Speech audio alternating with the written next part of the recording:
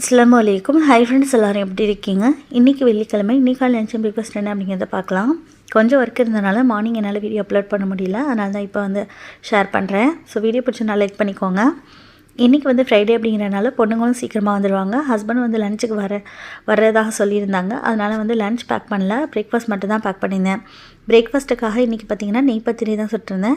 இந்த நெய்ப்பத்திரி கேரளா ரெசிபி ரொம்ப சூப்பராக இருக்கும் சாப்பிட்றதுக்கு. சிக்கன் கறி, மட்டன், பீஃப் இதோடு சாப்பிட்றதுக்கு நல்லாயிருக்கும். ஆனால் நான் இன்றைக்கி ப்ளைனாக தான் செஞ்சுருக்கேன். இது வெறுவால சாப்பிட்றதுக்குமே ரொம்ப நல்லாயிருக்கும். ரெசிபி நம்ம சேனலில் இருக்குது, ப்ளே பட்டனில் லிங்க் கொடுக்குறேன். தேவைப்படுறவங்க செக் பண்ணி பாருங்கள். ரொம்பவே நல்ல ரெசிபி, ட்ரை பண்ணி பாருங்கள்.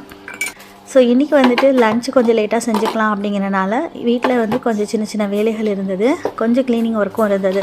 அதெல்லாம் முடிச்சுட்டு அதுக்கப்புறமா தான் நான் லன்ச் செய்ய ஸ்டார்ட் பண்ணிக்கிட்டேன். ஸோ இன்றைக்கான லன்ச் பார்த்திங்கன்னா ரொம்ப சூப்பரான சிக்கன் பிரியாணி தான். சிக்கன் பிரியாணிலாம் சாப்பிட்டு ரொம்ப நாள் ஆன மாதிரி இருந்தது. ஸோ இன்றைக்கி லன்ச்சுக்கு சிக்கன் பிரியாணி சாப்பிட்டாச்சு.